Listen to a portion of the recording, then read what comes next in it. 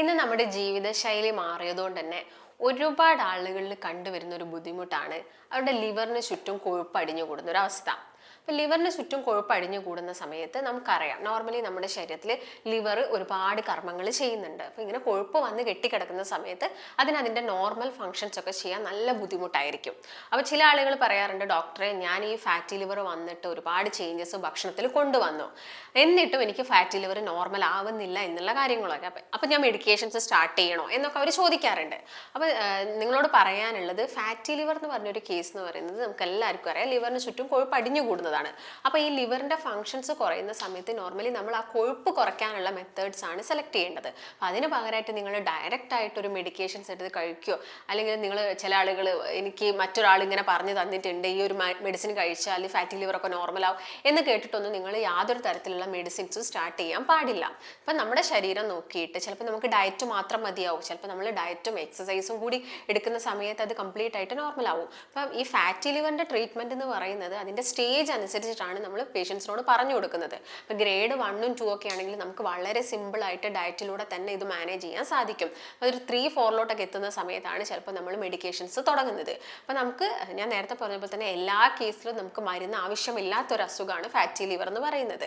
ജീവിതശൈലിയുടെ ഭാഗമായിട്ട് വന്നതുകൊണ്ട് തന്നെ ജീവിതശൈലിയിൽ ചേഞ്ചസ് വരുത്തുമ്പോൾ ഈ അസുഖവും നമുക്ക് നോർമലാക്കാൻ സാധിക്കുന്നതാണ്. ഇപ്പം ആയുർവേദത്തിന്റെ കേസൊക്കെ നോക്കുകയാണെങ്കിൽ നമ്മൾ ഫാറ്റി ലിവർ ഉള്ള ആളുകൾക്ക് പേഷ്യൻസ് ചോദിക്കാണ്ട്, ഡോക്ടർ ഒരുപാട് കാലം അരിഷ്ടം കുടിച്ചതുകൊണ്ടാണോ എനിക്ക് ഇങ്ങനെ വന്നത്, അങ്ങനെയൊക്കെ ചോദിക്കുന്ന ആളുകളുണ്ട്. അപ്പം ചില മെഡിക്കേഷൻസിന്റെ ഭാഗമായിട്ട് നമുക്ക് ഫാറ്റി ലിവർ പോലുള്ള കണ്ടീഷൻസ് വരാം. അപ്പം അത് അരിഷ്ടം മാത്രമല്ല, നമ്മൾ ഏത് മെഡിക്കേഷൻസ് ഒരുപാട് കാലം കഴിക്കുകയാണെങ്കിൽ നമ്മുടെ ശരീരത്തിലുള്ള ഓർഗൻസിനൊക്കെ ചെറിയ ചെറിയ ഡാമേജസും കാര്യങ്ങളൊക്കെ സ്റ്റാർട്ട് ആവും. എന്നാലും നിങ്ങളത് പ്രോപ്പർ ആയിട്ടുള്ള അളവിലാണ് കഴിക്കുന്നത്, ഒരു ഡോക്ടറിന്റെ നിർദ്ദേശപ്രകാരമാണ് കഴിക്കുന്നതെങ്കിൽ യാതൊരു പ്രശ്നവും ഉണ്ടാവില്ല. കാരണം ഡോക്ടർ എന്താണെങ്കിലും നിങ്ങളെ മോണിറ്റർ ചെയ്തിട്ട് മാത്രമേ നിങ്ങൾക്ക് മെഡിക്കേഷൻസ് തരുള്ളൂ. നിങ്ങളുടെ ആ ഒരു ബോഡീൻ്റെ കണ്ടീഷൻ അനുസരിച്ചിട്ട് മാത്രമേ അവർ നിങ്ങൾക്ക് മെഡിക്കേഷൻസും കാര്യങ്ങളൊക്കെ തരുള്ളൂ. നമ്മൾ ഡോക്ടറിൻ്റെ നിർദ്ദേശം അല്ലാതെ അനാവശ്യമായിട്ട് നമ്മൾ മെഡിക്കേഷൻസ് ഒക്കെ കഴിക്കാറുണ്ട്. ചിലപ്പോൾ നമ്മളൊരു പനി വരുമ്പോഴേക്കും നമ്മൾ എന്തെങ്കിലും മരുന്നെടുത്ത് കഴിക്കും. അങ്ങനെയുള്ള ശീലമൊക്കെ ഒരുപാട് ആളുകൾക്കുണ്ട്. അതൊക്കെ നിങ്ങൾ കംപ്ലീറ്റ് ഒഴിവാക്കിയിട്ട് ഒരു ഡോക്ടറിൻ്റെ നിർദ്ദേശമൊക്കെ എടുക്കുന്നത് എപ്പോഴും നല്ലതാണ്. അതുപോലെ തന്നെ ഈ ഡയറ്റിൻ്റെ കേസ് നോക്കുകയാണെങ്കിൽ എന്തൊക്കെ കാര്യങ്ങളാണ് ഒഴിവാക്കേണ്ടത്, അതുപോലെ തന്നെ എന്തൊക്കെ ഭക്ഷണങ്ങളാണ് നിങ്ങൾ കഴിക്കേണ്ടത്, ലിവറിൻ്റെ ഡീടോക്സിഫിക്കേഷൻ നടത്തണമെങ്കിൽ മറ്റെന്തെല്ലാം കാര്യങ്ങൾ നമുക്ക് ചെയ്യാം എന്നതിനെ കുറിച്ചൊക്കെ നമുക്ക് ഇന്നത്തെ വീഡിയോയിലൂടെ നോക്കാം. അപ്പം ഞാൻ നേരത്തെ പറഞ്ഞ പോലെ തന്നെ ഈ ഫാറ്റി ലിവറിൻ്റെ കേസൊക്കെ നോക്കുകയാണെങ്കിൽ ഒരു 5% കൊഴുപ്പ് നമ്മുടെ ലിവറിന് ചുറ്റും അടിഞ്ഞു കൂടുകയാണെങ്കിൽ നമുക്ക് വലിയ രീതിയിലുള്ള പ്രശ്നങ്ങളൊന്നുമില്ല, നമുക്കത് വളരെ ഈസി ആയിട്ട് മാനേജ് ചെയ്യാം. എന്നാൽ ഒരു 8 മുതൽ 12% ഒക്കെ അടിഞ്ഞു കൂടുമ്പോഴാണ് നമ്മൾ ലിവറിൽ നല്ല രീതിയിലുള്ള ചേഞ്ചസും കാര്യങ്ങളും വന്നു എന്ന് പറയുന്നത്. ഇതിൻ്റെ ബേസിൽ തന്നെയാണ് നമ്മൾ ഗ്രേഡ് 1, ഗ്രേഡ് 2, ഗ്രേഡ് 3 ആയിട്ട് ഡിവൈഡ് ചെയ്യുന്നതും. അപ്പോൾ ആദ്യം തന്നെ നമ്മൾ ചെയ്യേണ്ട ഒരു കാര്യം എന്താണ്, നമുക്ക് കുറച്ചൊരു വയറൊക്കെ കൂടുതലായിട്ട് നിൽക്കുന്നുണ്ടെങ്കിൽ നിങ്ങൾ എന്ത് ചെയ്യുക, ഒരു സ്കാൻ എടുക്കുന്നത് എപ്പോഴും നല്ലതാണ്. ഒരു USG അബ്ഡമൻ സ്കാൻ എടുക്കുക, അല്ലെങ്കിൽ ഒരു ഡോക്ടറിൻ്റെ നിർദ്ദേശം നിങ്ങൾ എന്ത് ചെയ്യുക, ഈ സ്കാൻ വാങ്ങിയിട്ട് നിങ്ങളൊന്ന് സ്കാൻ ചെയ്ത് നോക്കുക. അപ്പോൾ സ്കാൻ ചെയ്യുമ്പോൾ തന്നെ നമുക്കത് മനസ്സിലായേക്കും. അതുപോലെ തന്നെ നമുക്ക് ചെയ്യാൻ പറ്റുന്ന ഒരു ടെസ്റ്റാണ് ബ്ലഡ് ടെസ്റ്റിൽ LFT നോക്കുന്നത്, ലിവർ ഫങ്ഷൻ ടെസ്റ്റ്. അപ്പോൾ ഇതിൻ്റെ അകത്താണെങ്കിൽ നമുക്ക് ലിവർ എൻസൈംസിൽ വന്ന വേരിയേഷൻസും കാര്യങ്ങളൊക്കെ നമുക്ക് ചെയ്യാൻ സാധിക്കുന്നതാണ്. അപ്പം ഒരുപാട് ആളുകൾ ഇന്നിപ്പോൾ നമ്മുടെ ഈ ഒരു സമൂഹം വെച്ച് നോക്കുകയാണെങ്കിൽ നമ്മളെല്ലാവരും കൂടുതലായിട്ടും ഡിപ്പെൻഡ് ചെയ്യുന്നത് എന്തിനാണ്, ഭക്ഷണം നോക്കുകയാണെങ്കിൽ നമ്മൾ ഫാസ്റ്റ് ഫുഡിനെയും അതുപോലെ തന്നെ ഈ ഹോട്ടൽ ഭക്ഷണത്തെയൊക്കെ നമ്മൾ ഒരുപാട് ഡിപ്പെൻഡ് ചെയ്യുന്നുണ്ട്. നമുക്ക് ഈ ഭക്ഷണങ്ങളില്ലാതെ ജീവിക്കാൻ പറ്റാത്തൊരു സിറ്റുവേഷനാണ്. അല്ലെങ്കിൽ നമ്മൾ ഏതെങ്കിലും ഒരു ദിവസം ഒരു നേരമെങ്കിലും നമ്മൾ പുറത്തുനിന്ന് ഭക്ഷണം കഴിക്കുന്നവരായിരിക്കും ഒട്ടുമിക്ക ആളുകളും. അപ്പം നിങ്ങൾക്കിപ്പം അതിൻ്റെ ഒരു ചേഞ്ചസോ അല്ലെങ്കിൽ ആഫ്റ്റർ എഫക്റ്റോ കാര്യങ്ങളോ ഒന്നും മനസ്സിലാവില്ല. വർഷങ്ങൾ എടുത്തു കഴിയുമ്പോഴാണ് നമുക്ക് ഇങ്ങനെയുള്ള പ്രശ്നങ്ങളൊക്കെ വരുന്നത്. ഇപ്പം നോർമലി നിങ്ങൾ ഫുഡ് കഴിക്കുന്ന സമയത്ത് പെട്ടെന്നൊന്നും നിങ്ങളുടെ വയറിന് ചുറ്റും കൊഴുപ്പൊന്നും അടിഞ്ഞു കൂടില്ല. പക്ഷേ ഇത് കണ്ടിന്യൂസ് ആയിട്ട് എല്ലാ ദിവസവും ചെയ്യുന്നുണ്ടെങ്കിൽ നിങ്ങളുടെ വയറിന് ചുറ്റും അല്ലെങ്കിൽ നിങ്ങളുടെ ലിവറിന് ചുറ്റുമൊക്കെ കൊഴുപ്പ് അടിഞ്ഞു കൂടാനുള്ള ചാൻസസ് കൂടുതലാണ്. അതുപോലെ തന്നെ നമ്മളെല്ലാവരുടെയും ജീവിതശൈലിയുടെ ഭാഗമായിട്ട് നമുക്കൊരു സെഡൻറ്ററി ലൈഫാണ് ഇപ്പോൾ ഉള്ളത്. ഒന്നെങ്കിൽ കമ്പ്യൂട്ടറിൻ്റെ മുമ്പിൽ, അല്ലെങ്കിൽ നമ്മൾ ഫോണിൻ്റെ മുൻപിലിരിക്കുക. അപ്പോൾ കൂടുതൽ സമയം നമ്മൾ പണിയെടുക്കുന്നതൊക്കെ കുറഞ്ഞു. നമ്മൾ പണ്ടൊക്കെ ആയിരുന്നെങ്കിൽ നമുക്ക് ഒരുപാട് ജോലികൾ വീട്ടിൽ തന്നെ ഉണ്ടായിരുന്നു. ഇപ്പം കൂടുതലും എല്ലാം തന്നെ ഇലക്ട്രോണിക്സ് കാര്യങ്ങളൊക്കെ വന്നതുകൊണ്ട് തന്നെ നമുക്ക് പണികളും കുറവാണ്. സ്ത്രീകളിലും ഇന്ന് ഫാറ്റി ലിവർ കൂടുതലായിട്ട് കണ്ടുവരുന്നുണ്ട്. അതായത് പണ്ടൊക്കെ ആയിരുന്നെങ്കിൽ അത്യാവശ്യം അവർക്കൊരു ബോഡിക്ക് വ്യായാമം ഉണ്ട്, ഇന്ന് അതും ഇല്ല, അതിൻ്റെ കൂടെ തന്നെ അവർ എക്സസൈസും ചെയ്യുന്നില്ല. അതാണ് മെയിനായിട്ടും ഇങ്ങനെയുള്ള പ്രശ്നങ്ങൾ സ്ത്രീകളിൽ വരാനുള്ള ചാൻസസ്. അപ്പം വേറൊരു കാരണം എന്ന് വെച്ചാൽ ഈസ്ട്രജൻ ഹോർമോൺസിൻ്റെ വേരിയേഷൻസ് വരുന്നതൊക്കെ ഫാറ്റി ലിവർ ഉള്ള ആളുകളിലാണ്. അപ്പോൾ ഈ ഒരു സ്ത്രീകൾക്ക് ഫാറ്റി ലിവർ ഉണ്ടെങ്കിൽ അവർക്ക് ഈസ്ട്രജനിലുള്ള വ്യത്യാസം കാരണം അവരുടെ ബോഡിയിൽ പല ഹോർമോൺ ചേഞ്ചസും വരാനുള്ള ചാൻസസ് കൂടുതലാണ്. അപ്പോൾ സ്ത്രീകളൊക്കെ ആവുന്ന സമയത്ത് എന്ത് ചെയ്യുക, എക്സസൈസ് നിർബന്ധമായിട്ട് ചെയ്യുക. വീട്ടിലെ പണി ഞാൻ ചെയ്യുന്നുണ്ട് ഡോക്ടറെ, അതുകൊണ്ട് ഞാൻ എനിക്ക് കൂടുതലായിട്ട് എക്സസൈസ് ചെയ്യേണ്ട ആവശ്യമില്ലല്ലോ എന്നൊക്കെയാണ് അവർ പറയുന്നത്. അപ്പം അങ്ങനെ പാടില്ല. നിങ്ങൾ എന്താണെങ്കിലും ഒരു അരമണിക്കൂർ അല്ലെങ്കിൽ ഒരു 3/4 മണിക്കൂറെങ്കിലും എല്ലാ ദിവസവും കൈവീശി നടക്കുക, അല്ലെങ്കിൽ മറ്റുള്ള എക്സസൈസ് ചെയ്യുക, സൂംബ പോലുള്ള എക്സസൈസോ അങ്ങനെയുള്ള കാര്യങ്ങളൊക്കെ നിങ്ങളുടെ ആ ഒരു ലൈഫിൽ കൊണ്ടുവരാൻ വേണ്ടിയിട്ട് ശ്രദ്ധിക്കുക. ഇപ്പം നല്ല വണ്ണുള്ള ആളുകൾ അല്ലെങ്കിൽ നന്നായിട്ട് വയറ് ചാടിയിരിക്കുന്ന ആളുകൾക്ക് ഈ ഫാറ്റി ലിവർ മാത്രമല്ല, അവർക്ക് ഒരുപാട് മറ്റുള്ള പ്രശ്നങ്ങളും വരാനുള്ള ചാൻസസ് ഉണ്ട്. ഇപ്പം പുരുഷന്മാരെടുത്ത് നോക്കുകയാണെങ്കിൽ അവർക്ക് അവരുടെ ഈ സെക്ഷൽ കംപ്ലയിൻസ് ഒക്കെ ഒരുപാട് കൂടാനുള്ള ഒരു മെയിൻ റീസൺ എന്ന് പറയുന്നത് ശരീരത്തിൽ അമിതമായിട്ടുള്ള കൊഴുപ്പ് അടിഞ്ഞു കൂടുന്നതാണ്. അപ്പോൾ നിങ്ങൾ ഓട്ടോമാറ്റിക്കലി അത് കുറയ്ക്കുന്ന സമയത്ത് തന്നെ നമുക്ക് ഇങ്ങനെയുള്ള പ്രശ്നങ്ങളും സോൾവ് ചെയ്യാൻ പറ്റും. അപ്പം അതിന് വേണ്ടിയിട്ട് നിങ്ങൾ ഒരിക്കലും ഒരു മെഡിക്കേഷനെ ഡിപ്പെൻഡ് ചെയ്യാൻ പാടില്ല. എപ്പോഴും നമ്മൾ അമിതമായിട്ട് നമ്മൾ മരുന്ന് കഴിക്കുന്നത് നമ്മുടെ ശരീരത്തിന് ഒട്ടും തന്നെ നല്ലതല്ല. അതുകൊണ്ടാണ് ഞാൻ നേരത്തെ പറഞ്ഞത്, എന്തെങ്കിലും ഒരു അസുഖം വരുമ്പോഴേക്കും നമ്മൾ ഓടിച്ചെന്ന് മരുന്ന് വാങ്ങുന്ന ഒരു ശീലത്തിലോട്ട് എത്തിപ്പോവും. അപ്പോൾ എന്ത് ചെയ്യണം, നമുക്ക് ഡയറ്റിലൂടെ എങ്ങനെ പറ്റും. ഒട്ടുമിക്ക ആളുകളുടെ ഒരു മെയിൻ പ്രശ്നം എന്ന് പറയുന്നത് മടിയാണ്. അപ്പോൾ ഞാൻ എക്സസൈസ് സ്റ്റാർട്ട് ചെയ്യണമല്ലോ, നാളെ തുടങ്ങാം, മറ്റന്നാൾ തുടങ്ങാം, ഇങ്ങനെയാണ് നമ്മളെല്ലാവരും പറയുന്നത്. അപ്പോൾ അതെല്ലാം നിങ്ങൾ ഒഴിവാക്കിയിട്ട് എന്ത് ചെയ്യുക, നല്ലൊരു ലൈഫ് സ്റ്റൈലിലോട്ട് വരിക. അതായത് എക്സസൈസ് സ്റ്റാർട്ട് ചെയ്യുക, ഡയറ്റിൽ ഒരുപാട് കാര്യങ്ങൾ ശ്രദ്ധിക്കാം. അപ്പോൾ ഈ ഫാറ്റി ലിവർ എന്ന് പറയുന്നത് അമിതമായിട്ട് അരിയാഹാരം എടുക്കുക അല്ലെങ്കിൽ അമിതമായിട്ട് ശരീരത്തിനകത്ത് കാർബോഹൈഡ്രേറ്റ് ഉള്ളതുകൊണ്ട് മാത്രമല്ല വരുന്നത്. ഷുഗർ കൂടി കഴിഞ്ഞാലും, ഈ ഷുഗർ എന്ന് പറയുന്നത് നമ്മൾ നല്ല ഫ്രൂട്ട്സ് കഴിക്കുമ്പോഴും നമ്മുടെ ബോഡിയിലോട്ട് ഫ്രക്ടോസ് എന്ന് പറഞ്ഞ ഈ ഒരു ഷുഗർ എത്തുന്നുണ്ട്. അപ്പം അത് കൂടിക്കഴിഞ്ഞാലും നമ്മുടെ ശരീരത്തിൽ കൊഴുപ്പ് തന്നെയാണ് അടിഞ്ഞുകൂടുന്നത്. അപ്പം അങ്ങനെയുള്ള കാര്യങ്ങളൊക്കെയാണ് നിങ്ങൾ മെയിനായിട്ടും ശ്രദ്ധിക്കേണ്ടത്. ചില വൈറ്റമിൻസിൻ്റെ ഡെഫിഷ്യൻസി കാരണവും നമുക്ക് ഫാറ്റി ലിവർ വരാനുള്ള ചാൻസസ് കൂടുതലാണ്. വിറ്റാമിൻ ഡിയുടെയും അതുപോലെ തന്നെ വൈറ്റമിൻ ഇ, B12 ഒക്കെ ഡെഫിഷ്യൻസി നമ്മുടെ ബോഡിയിൽ ഫാറ്റി ലിവർ ഉണ്ടാക്കും. അപ്പം ഞാൻ നേരത്തെ പറഞ്ഞ പോലെ ഇന്ന് സെഡൻഡറി ലൈഫ് സ്റ്റൈൽ ആണെന്ന് പറഞ്ഞു. അതുപോലെ തന്നെ നമ്മളെല്ലാവരും ഒരു സ്ഥാപനത്തിനുള്ളിൽ വർക്ക് ചെയ്യുന്നവരായിരിക്കും ഒട്ടുമിക്ക ആളുകളും. ഇന്ന് പുറത്ത് പണി ചെയ്യുന്ന ആളുകളൊക്കെ വളരെ റെയറാണ്. അപ്പം അതുകൊണ്ട് തന്നെ നമുക്ക് ഈ വൈറ്റമിൻ ഡെഫിഷ്യൻസി എന്ന് പറഞ്ഞൊരു കണ്ടീഷൻ വരാനുള്ള ചാൻസസ് ഒരുപാട് കൂടുതലാണ്. അപ്പം നമ്മൾ പേഷ്യൻസിനോട് പറയുന്ന സമയത്ത് തന്നെ നിങ്ങൾ അത് പോയി ചെക്ക് ചെയ്യാനല്ല നമ്മൾ പറയുന്നത്, നിങ്ങൾ അത് റിച്ച് ആയിട്ടുള്ള ഭക്ഷണങ്ങൾ ഉൾപ്പെടുത്തുക. വിറ്റാമിൻ ഡി റിച്ച് ആയിട്ടുള്ള ഫുഡുകൾ കഴിക്കുക, അല്ലെങ്കിൽ B12 നമ്മുടെ ബോഡിയിലോട്ട് ആഗിരണം ചെയ്യപ്പെടുന്ന ഭക്ഷണങ്ങളൊക്കെ നിങ്ങൾ മാക്സിമം ഉൾപ്പെടുത്തുകയാണെങ്കിൽ ഇങ്ങനെയുള്ള ഡെഫിഷ്യൻസീസ് ഒക്കെ നമുക്ക് കുറച്ചെടുക്കാൻ സാധിക്കും.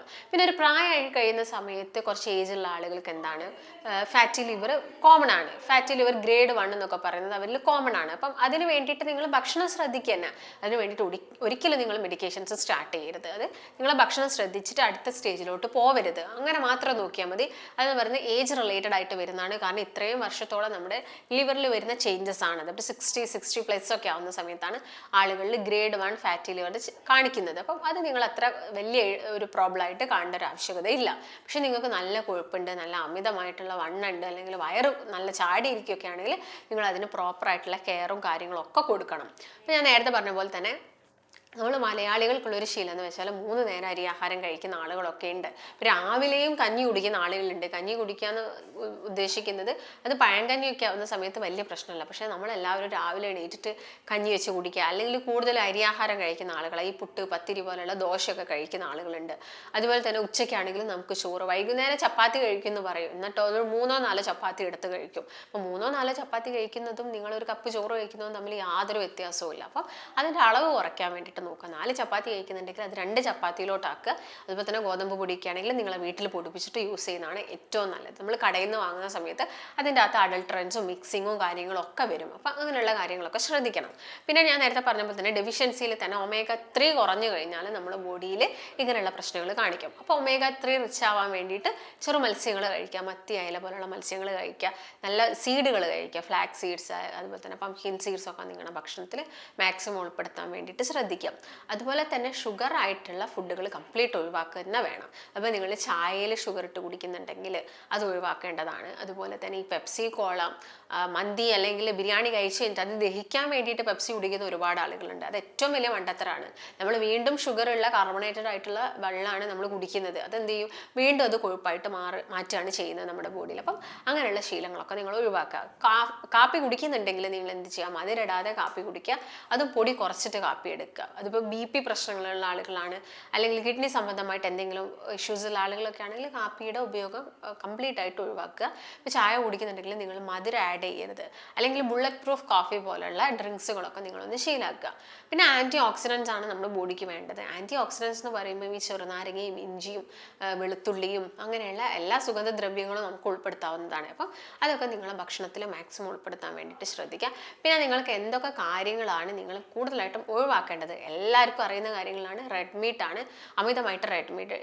ചില പേഷ്യൻസിന് നമ്മൾ വിളിച്ചു ചോദിക്കുന്ന സമയത്ത് അവർ പറയുന്ന ഒരു കാര്യമാണ്, ഡോക്ടറെ ഞാൻ റെഡ് മീറ്റ് ഒന്നും കൂടുതൽ കഴിക്കുന്നില്ല, ഞാൻ ഒരാഴ്ചയിൽ 1-2 ദിവസം മാത്രമേ കഴിക്കുന്നുള്ളൂ, മതി, അത് മാത്രം മതി. നമ്മൾ വർഷങ്ങളായിട്ട് ആഴ്ചയിൽ 1-2 ദിവസം റെഡ് മീറ്റ് കഴിച്ചാൽ നമ്മുടെ ബോഡിയിൽ അത് എന്താണെങ്കിലും ചീത്ത കൊഴുപ്പായിട്ട് തന്നെ അടിച്ചു കൂടും. അപ്പോൾ അതൊക്കെ നിങ്ങളൊന്ന് ശ്രദ്ധിക്കുക. കറക്റ്റായിട്ടുള്ളൊരു ഡയറ്റ് നിങ്ങൾ എടുക്കണം, അതാണ് ആദ്യം തന്നെ ശ്രദ്ധിക്കേണ്ടത്. അപ്പോൾ കറക്റ്റായിട്ടുള്ള ഡയറ്റിൽ നോൺ വെജ് ഒന്നും കഴിക്കാൻ പാടില്ലേ എന്നുള്ളൊരു ചോദ്യം വരാറുണ്ട്. അപ്പോൾ നല്ല സ്റ്റേജൊക്കെ ഉള്ള ആളുകളാണെങ്കിൽ അവർ കംപ്ലീറ്റ് ആയിട്ട് കട്ട് ചെയ്യേണ്ടി വരും. അപ്പോൾ ഗ്രേഡ് 1 ഗ്രേഡ് 2 ഇരിക്കുന്ന ആളുകളൊക്കെ ആണെങ്കിൽ അവർക്ക് മുട്ട കഴിക്കുന്നത് കൊണ്ടൊന്നും യാതൊരു പ്രശ്നവുമില്ല. ചിക്കൻ ആണെങ്കിലും വളരെ റെയറായിട്ട് കഴിക്കുക, അത് കറി വെച്ചിട്ട് കഴിക്കാൻ വേണ്ടി നോക്കുക. നമുക്ക് ഈ ഡീപ്പ് ഫ്രൈ അല്ലെങ്കിൽ കരിച്ചത് പൊരിച്ചതൊക്കെ കഴിക്കാനാണ് ഒട്ടുമിക്ക ആളുകൾക്കും ഇഷ്ടം. അപ്പോൾ അങ്ങനെയുള്ള ശീലങ്ങളൊക്കെ നിങ്ങൾ കംപ്ലീറ്റ് ആയിട്ട് ഒഴിവാക്കേണ്ടതുണ്ട്. അപ്പോൾ നിങ്ങൾ എക്സസൈസ് ചെയ്യുന്നുണ്ടെങ്കിൽ അതിൻ്റെ കൂടെ തന്നെ നമുക്ക് യോഗയും കാര്യങ്ങളൊക്കെ പ്രാക്ടീസ് ചെയ്യുന്നത് നല്ലതാണ്. അപ്പം നിങ്ങൾ രാവിലെ എഴുന്നേറ്റിട്ട് ഒരു പ്രാണായാമം ചെയ്യുന്നതും സൂര്യ നമസ്കാരം ചെയ്യുന്നതും ഒക്കെ നമ്മുടെ ടോട്ടൽ വെൽ ബീയിങ്ങിന് നല്ലതാണ്. അപ്പം അതും കൂടി നിങ്ങൾ ഇതിൻ്റെ കൂടെ തന്നെ എന്ത് ചെയ്യുക, ഉൾപ്പെടുത്താൻ വേണ്ടിയിട്ട് ശ്രദ്ധിക്കുക. ഒരു മെഡിറ്റേഷനൊക്കെ ഇടയ്ക്കിടയ്ക്കൊക്കെ ചെയ്യുന്നതും,